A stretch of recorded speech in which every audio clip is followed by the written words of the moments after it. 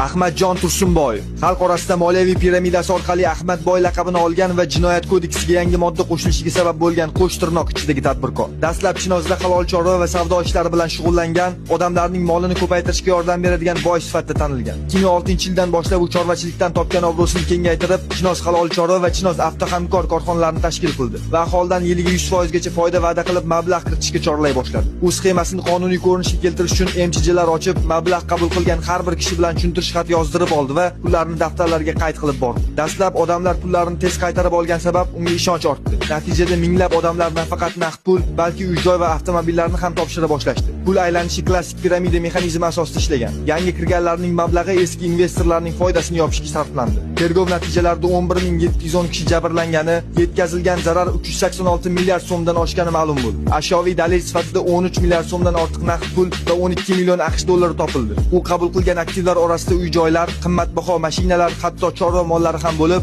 ularning barchasi xatlandi va auksion orqali sotildi. Tushgan mablag'lar jabrlanganlarga proporsional qaytarilishi belgilandi. Ahmadboy ustidan sud jarayonlari bir necha bosqichda o'tdi.